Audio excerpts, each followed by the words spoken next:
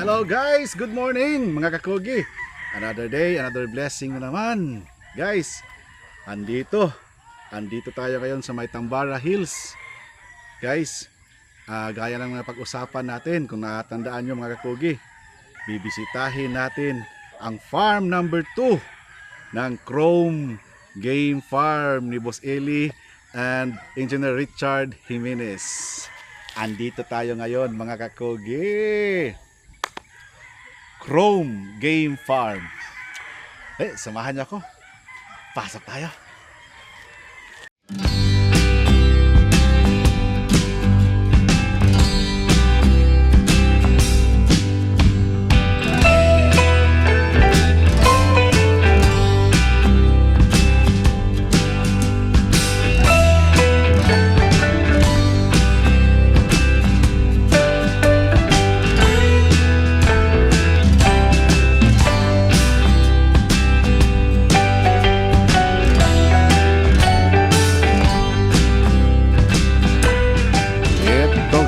Tingnan nyo, Chrome Game Farm. Yan. Ito guys, tingnan nyo naman yan, Chrome Game Farm. Social yung signage mga kugi. Kumusta mga boys? Ha? Okay lang. Alright. Boss, pangalan? JK po. Ha? JK. JK. Yun. Ano ka dito sa farm, boss? Tagalaga ng tubig po. Tagalaga ng tubig. Tagapainom. Yun. Ikaw, boss? Junjon. Ha? Junjon. Junjun. Anong? Upuan. Taga? Ayos ng upuan. Naka sa construction. Alright. Junjun. Ikaw, boss? Rafi pala. Sama lagi ni si Richard. Rani? Rafi. Rafi. Oo. Yun. Ano ka dito sa farm, boss? Sama permanent ni si Richard lagi. Assistant. Assistant, buddy Oo. ni engineer. Yun. So shout out mo si boss. Shout out pala si Richard dyan. Tsaka kay Boss Peter. Gan Espinosa. Yun. Sa likuran. Boss, pangalan boss? Jimari Velasco, boss. Ha? Jimari Velasco. Jimari Velasco. Tagapangalaga ng patuka. So sa feeding ka, feeding. Oo. Yan. Shout out dun sa Father and Son Backyard. Father and Son Backyard, saan yun? Sa Leyte. Sa Leyte? Saan sa Leyte? Ormoc, Leyte. Ormoc Leyte, yan. Shout out taga Ormoc. Taga Ormoc ka? Nang taga Victorias. Ng mga tiyoin ko at saka pinsan. Okay. Thank you. Ito. Boss. Sir. Good. Kumusta? Pangalan? Amay. Usun. Amay Bisaya. Taga ano ka dito sa farm? Panday lang, sir. Panday. Yun. Construction. Sa Sisew. Sa sisiw to. Magaling. Sa likod ng bahay. Humble ka ha. Lahat ng sisiw sa'yo. Pati balot. Pinoy. Ikaw boss, pangalan boss. Kasama lang ni Richard, sir. Yun. Engineer rin. Oh. Pangalan boss? Si Ponso. Ponso. Yan. Alright. So, tuloy mo na ako dun. Thank you. Subscribe kayo sa Kakugi TV ha. Sa YouTube. Nakapalo na boss. Follow na. Artista na kayo ha. Umpisa ngayon. Yun, tingnan nyo guys.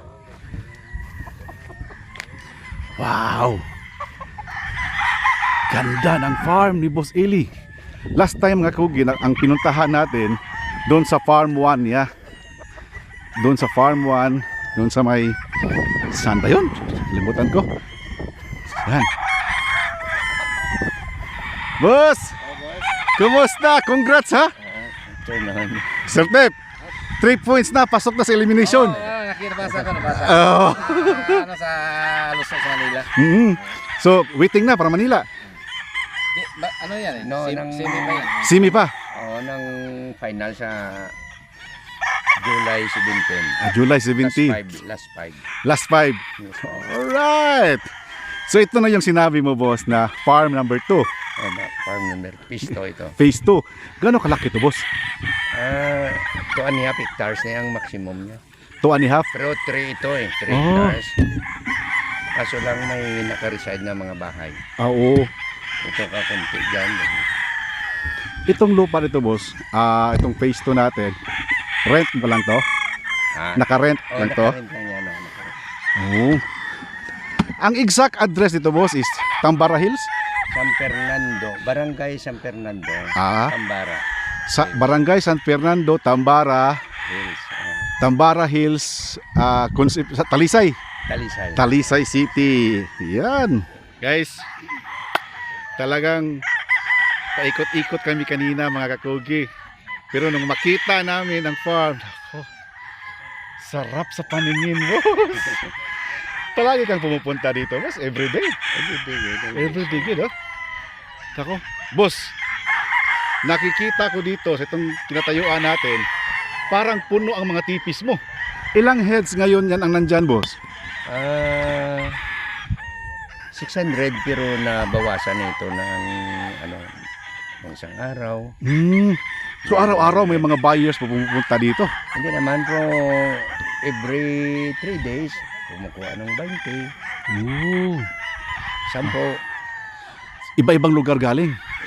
Ibang-iba, Sorsogon, Cebu, at saka Manila. Yun pala. May taga-Sikihor. Yan, taga-Sikihor yan ang nagkuha. Naka-triple sa ngayon eh. Unang banat eh. Unang banat, 3 points agad. Sa early bird. Nako, saya naman, tungtuwa. Hindi, last month ba yun, boss? Napunta ka sa Cebu? Oh, last month. Last month. Ng Cebu. Napunta si Boss Eli sa Cebu, mga kakugi. Hindi natin siya na-meet up kasi busy. Tapos ilang araw kayo doon, boss? 3 days. 3 days kayo 3 doon. days. So, ang mga lakad nyo doon, talagang yun, suroy-suroy lang. Hindi, nag-meet ako sa kay Busan nila doon. Nakita ko yung picture. Guys, si Boss Sani, si Kong Sani kasi, at saka si Boss Eli, magkaibigan talaga yan. Kung napanood yung last time natin na episode sa Chrome, mga kakugi, nabanggit ni Boss na yung machine kilso niya, galing kay Kay Busan ni kay Busan. Kong. Yun. Tsaka, mga kakugi, pag pupunta kayo dito sa Tambara Hills, pagpasok nyo sa gate ng Chrome, pagtingin nyo, heaven sa mga manok. Daming mga manok. Boss, matanong ko, boss. Ito guys, tanongin na lang natin. Dito lang, boss, sa phase 2. Pisto. Ilang sakong feeds ang mauubos itong lahat ng naka-course? Every week or every month? Every 2 days, nagdadala ako dito ng dala na yung concentrate. Oo. 2 days ang niyap lang ang 2.5 sa. 2.5 sacks din. Tingnan mo yan, guys. Magkano ang sako niyan? 2 days lang ano. 1.8? 1.8 yata ang per sack. Tapos 2.5 sack sa 2 araw. Okay, guys. Boss, ano ba ang sikreto mo, boss? Kung pwede mong masabi sa amin yung sikreto mo, ba't mo napadami ang manok at bakit mo pinaparami yung mga manok mo dito, boss? Actually, siyempre, importante yon, padamihin natin kaya may pangalan naman tayo eh. At saka dagdagan ko pang ma-recognize ako ng buong Pilipinas. Kasi kung Western lang tayo, kaya nga padami ko ng manok para abot tayo hanggang doon Manila na. Tsaka nabanggit mo last time, boss, na matagal-tagal ka rin sa Leyte. So mayroon ding mga taga Leyte na pumupunta dito. Siyempre ang dami kumukuha yan. Yun. So kulang-kulang sa isang taon, boss, ilan ang ma-dispose, ma-release natin sa isang taon? Ang pinakababa kung ma-release sa isang taon, 1,200. 1,200. 1,213. 213. Oh, may matira yan ng mga 150. Yun ang gagamitin mo.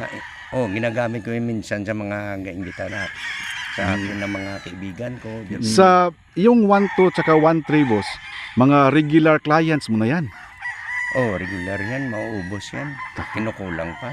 Yung mga Kinukulang pa yung mga magandang sopa.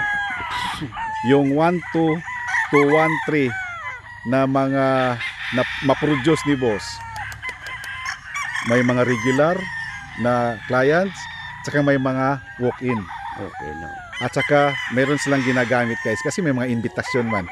Kaya guys, obligado talaga sila, boss, dito sa Chrome na kailangan nilang mag-produce ng ganito karami.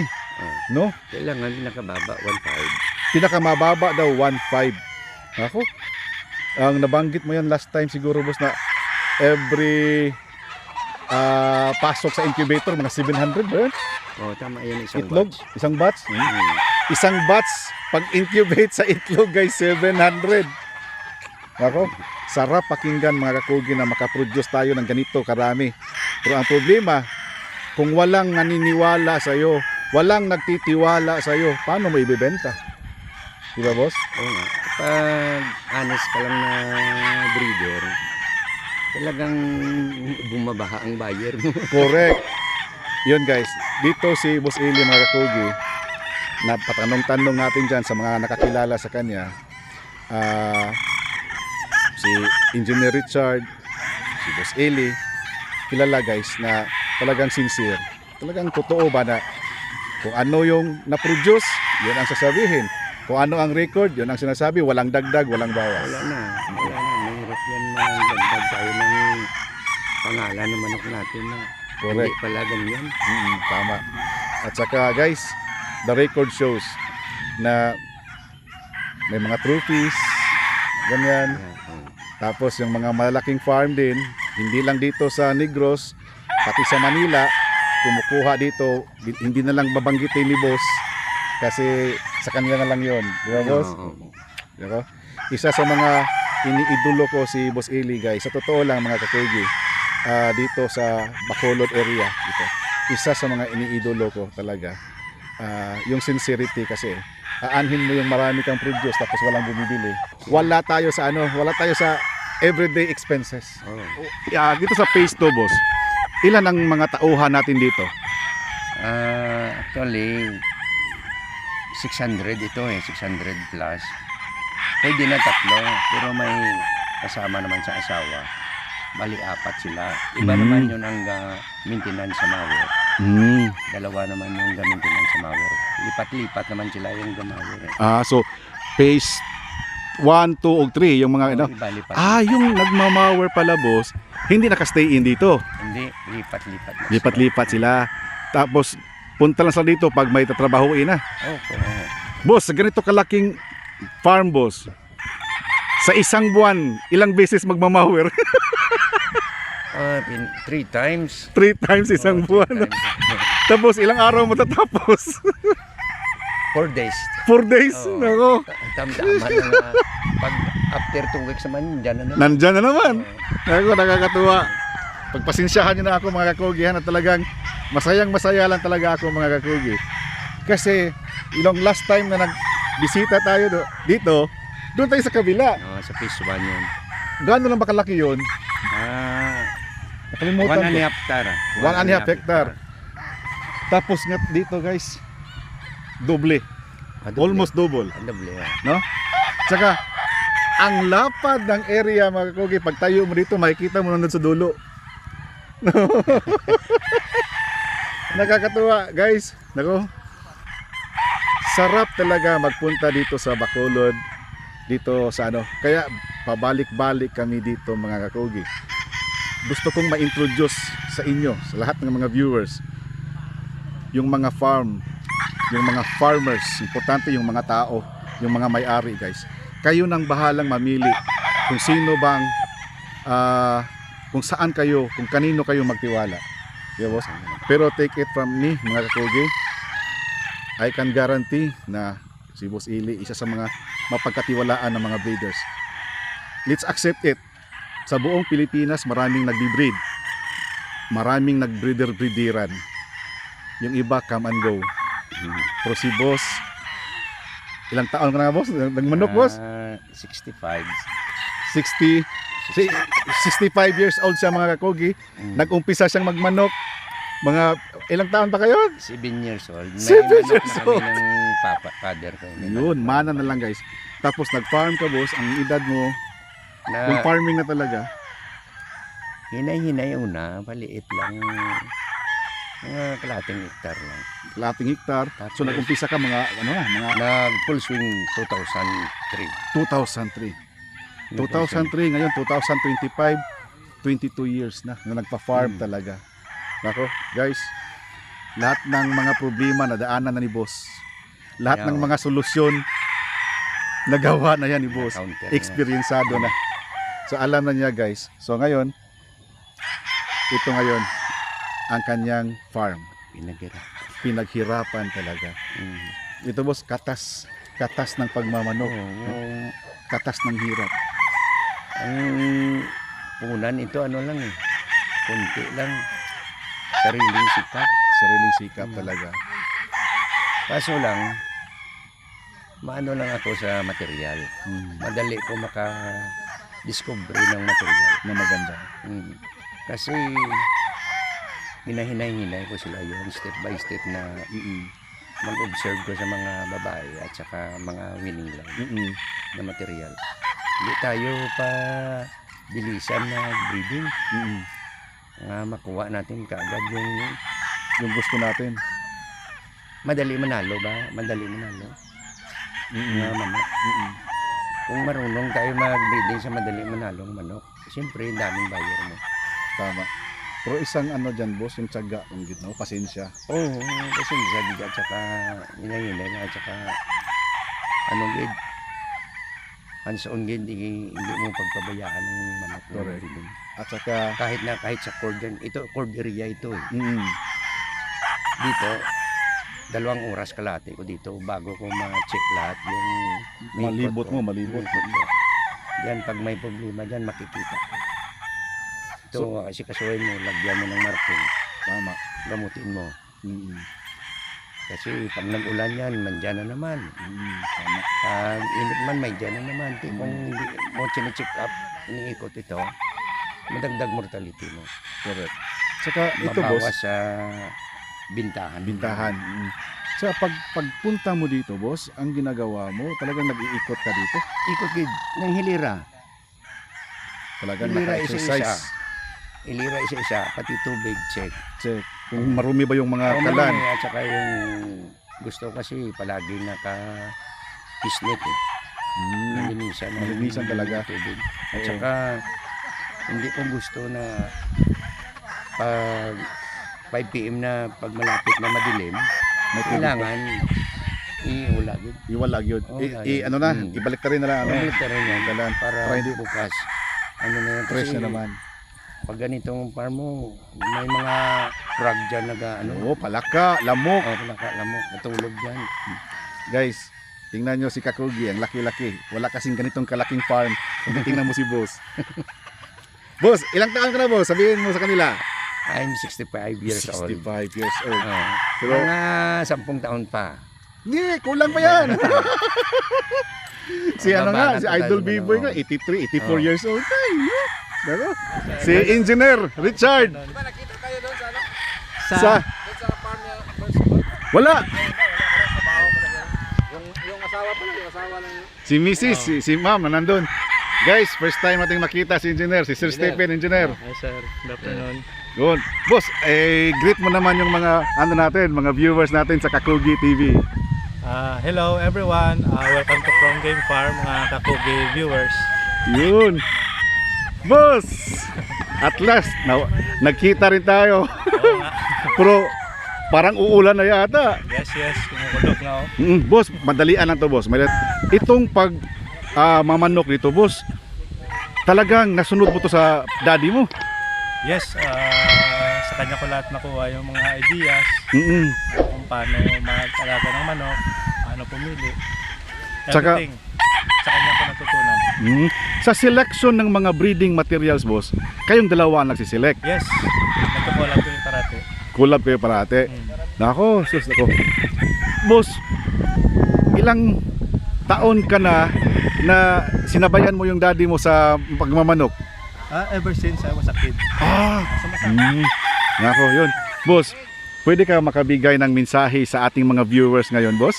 Sa mga nagmamanok dyan, na mga baguhan pa lang, yung gustong magmamanok, yung mga magandang idea, suggestions, gano'n, tips. Siyempre, kung magmanok, kailangan tutok. So, hindi pwedeng ipagsawalang bahala mo. Dapat focus. Hindi pwedeng ipagsawalang bahala mo. Kailangan ka talaga nakatutok. Hands-on kumbaga. Hands-on talaga. dito sa Chrome boss, everyday talagang may ano ka rin dito sa farm or si daddy mo na ang nakaano? Yes, everyday pumupunta kami dito. So Yun. meron kaming 3 farm, iniikot namin. Mm-mm. So everyday, minsan doon siya sa isang farm, dito.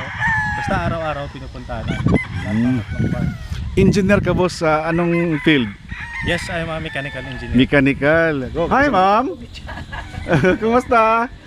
Sayang hindi tayo nakita doon sa Cebu. Ay, oo nga. Nagbisita pala kayo doon? Napasyal kayo sa Tops of Cebu? Naku, maganda doon, no? Engineer, kasama ko si Francis Antit. Yung sa kanya naman, Viper Game Farm sa Cebu. Ito naman si Kuya J, Jojo Saso, Kuya J Game Farm. Puro baker na lahat. Si Cosme Incabo, Engineer Cosme Incabo. Erica Game Farm din sa kanya. Siyempre si Stephen Hannibal Game Farm. Dito pala guys, almost every day umuulan dito. Pero hindi naman siguro gaano kalakas ang ulan, boss, no? Hindi. Parang ganito lang, no? Ganyan. Oo, Thank you, mama. Thank you. Pero may time talaga na malakas. malakas talaga. Ganda dito. Bantay sarado kayo sa mga alaga nyo kasi ulan sa hapon, init sa Walang problema dito. umaga. Yun, maganda. Ako, Diba? Parang spring yung uto mo. matanong ko lang boss, Boss Eli, Boss Richard, meron pa kayong mga for sharing ngayon? Mga for sale? Yes, lahat. So lahat na naka-core dito, pwede pa. Oh, pwede. The best talaga, no? Pag may kursunada sila, pag gusto nilang bumili, magpunta sila dito, no? Yes. Full scale kami commercial breeder. Nako, guys, pag magawi kayo dito sa Bacolod area, highly recommended. Bloodline. Anong mga bloodline natin, boss? Sweater, scatter, kan machine kills. So. Yun, sweater at saka Classic machine gun roundhead. kelso. Tapos classic roundhead. Oh. Boss, ito boss, last time, ito nang nakalimutan kong itanong eh. Ano ba ang pinag-iba sa classic roundhead sa other roundheads? Yung, for example, yung Lacy, Boston. Tapos anong pinag-iba sa classic? Depende na kung anong gin-straight mo sa mga roundhead mo. For example, may roundhead ka na kuwan roundhead. Kuwan, oo. May Oscar Rickens ka nga roundhead. All whites leg is a roundhead na. So kung straight mo sila, breeding ka una ng 3 white leg. Aha. Parang hindi ka lalabasan ng, sabi mo, roundhead. Tapos labasan ka pala ng green leg. Green leg, oo. So walang Kasi roundhead. hindi mo gin-refine ng ano mo, yung roundhead mo. So lahat ng roundhead, boss, is white legs talaga yan. Oh, white legs yun. So tatawagin nating classic roundhead pag 3 na ng roundhead ang naano mo. Oo, naipon mo. So, Yan, maganda yan ng... Yung classic roundhead, boss, kayo ang nag-umpisa niyan? Oo, actually, ang classic roundhead, tinatawag namin Dan Gray na. Dan Gray. So, si Boss John sa una kumita, linagyan na nila ng reduced skin. Reduced Tapos skin. Hurricanes. Yan. Dagdag na dagdag at saka yung inano nila, ginamit nila sa hatch lang, okay na. Kasi kung Classic roundhead. mayroon man roundhead nga, roundhead to roundhead ka, tatakbo na yun. Oh, run ahead. Oo, pero kilala ko naman yan babae nga tumatakbo yan na may linya. Na sikreto ng roundhead. Pwede ba nating banggitin dito? Kilala Or, ko yan, hindi lang ko magsabi sa kanila. bulong mo lang sa akin mamaya. Oo, kasi ang roundhead, hindi mo makikita yan. Kahit sinong expert na ano, Natatakbo yan. na breeder, tatakbo yan. Pero ako minsan may sikreto ko dyan na lalaman ko sa babae. Sa babae na roundhead. Babae, may sikreto ko dyan, hindi ko lang isabi sa kanila. Pero pwede mong ibulong sa akin mamaya. Ilang percentage ang ilalagay natin sa ating breeding na roundhead para masasabi natin na magandang pagkatimpla? Mga ilang percent kaya? Palagay natin 1/4 na lang kaya? Para sa 1/8? akin, heavy ko sa roundhead.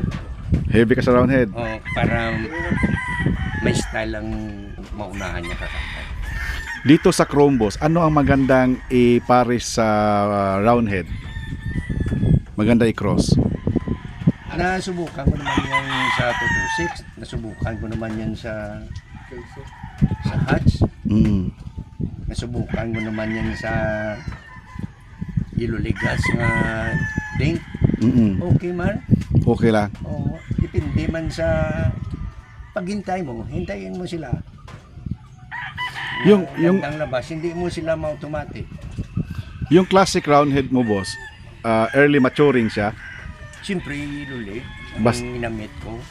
So lagyan mo ng yellow leg Oo, ang ilulig. na hatch para early maturing. Early mature na sila. Okay. Mas grabe na sila sa green leg. Ano. Lahat ba ng roundhead boss is P-comb? Oo, siyempre. Hmm. Puti yan, tuka. Puti pa. Yung ano niya, yung spar niya, yung ano, yung Puti talaga. puti talaga. Talaga. Yun, may kasunan tayo. Yung may kunting ano sa kaliskis. Oo, may Dirty plate na, meaning ko sinamit ko na siya. Madali kasi ano yun, sir. Lingo ng round. Yan ang pinakamadali breeding. ang roundhead. Pag gagamit ka ng roundhead boss sa breeding, lalaki or babae? Sa lalaki ko ga-observe. Okay. Lalaki ko. Medyo natakot ko sa Roundhead na babae. Yung sabi mo kanina.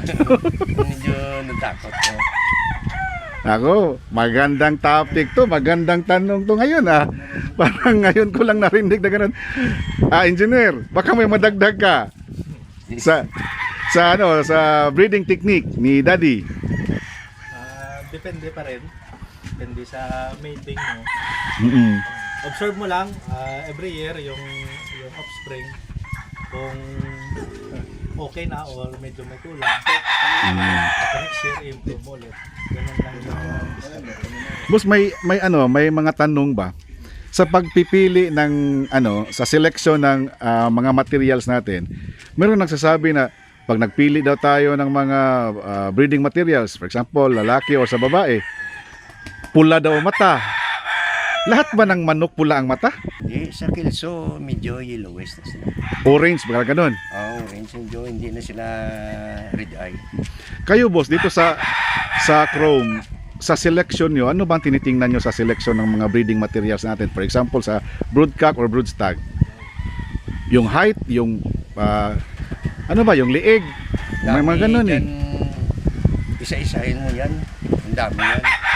Doon na kung mag-heavy bones ka, depende sa ibang breeder. Hindi ka masyado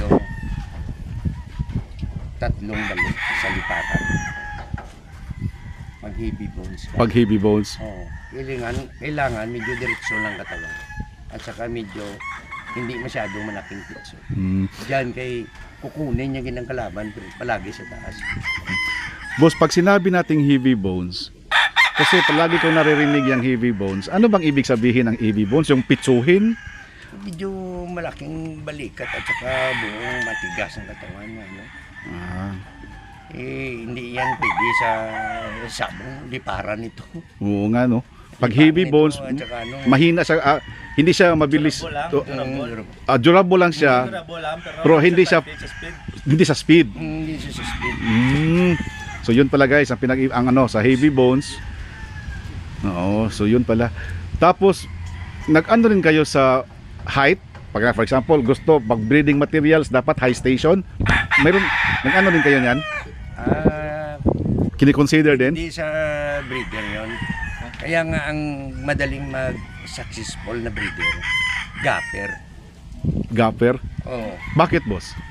May sikreto dyan sa mga sukat ng paa, bumilis. Kaya nga halos sa mga madali na successful na mga breeder. For example, sila na Anday Dave, Ranyes. Mga gapper na sila. Okay. Mga gapper na sila si Tatay. So dapat may idea ka sa gapping para makabreed ka ng maganda talaga. Kasi, O sila nung alam na nila yung diretsyo na paa, yung ayang. Iba yun, kung ang gapper, eksperto ka ng gapper, daming tintere. Alam mo na yun, na-counter mo na yan ang manok. Diyan ka marunong magsiseleksyon sa una, sa cutting, sa paa. Regular, 4.5 inches, 4 lang. Yung hita, pero mahaba.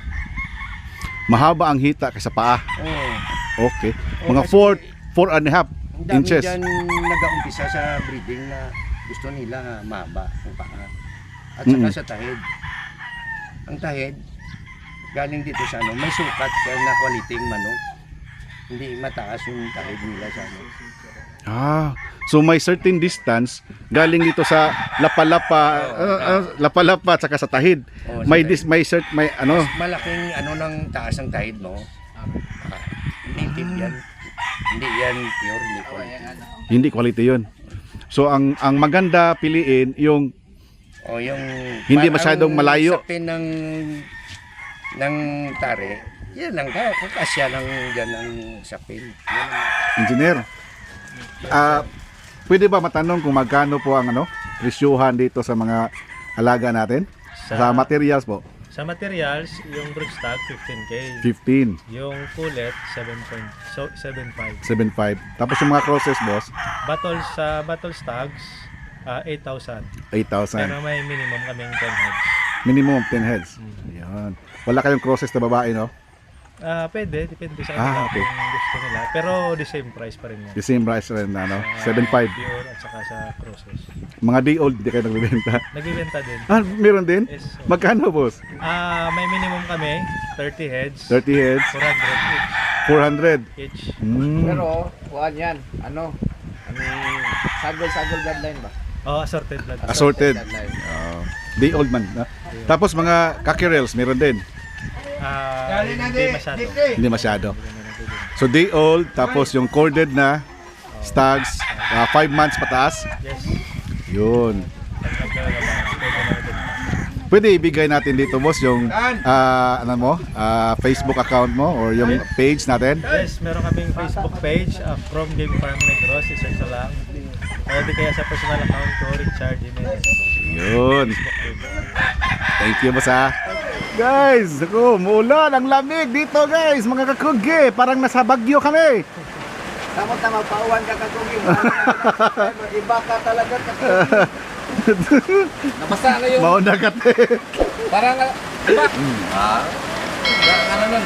Right nose? Gapuha, tanaw niyo na upat, oh. Ano yan? Randoy. Ako nang i-post. Kani ba, kani? Ako nang i-picture. Sa may The Beatles. Ano, expandables, eh? Jason Statham. Jet Li. Jet Li. Ayun si Juan, si Arnold Schwarzenegger ngayon. Wow. Sylvester Stallone. Sylvester Stallone. Guys, mga kakugi, ang saya-saya namin dito sa Chrome Game Farm. Guys, talagang natutuwa kami, ang team kakugi. Na-meet namin si Engineer Richard. At saka nakapakinig tayo, guys. Magandang info, magandang idea, magandang knowledge na naman ang narinig natin ngayon, mga kakugi. Galing kay Boss Ili. Yan. So mga kakugi, sana nasiyahan kayo, natuwa kayo. Tatapusin ko na lang ang episode na ito kasi umuulan na dito. Takbuhan na kami mamaya. Mag-inuman na kami. Pangtanggal daw ginaw. So mga kakugi, maraming salamat sa panonood ninyo. Hanggang dito na lang muna. Pero may babalikan tayo ang phase 3 ng Chrome Game Farm, mga kakugi. So yun. Okay. Mga kakugi, tandaan palagi, pag may sipag, may aanihin. Sa Bisaya, basta magkugi, dunay maani. Okay!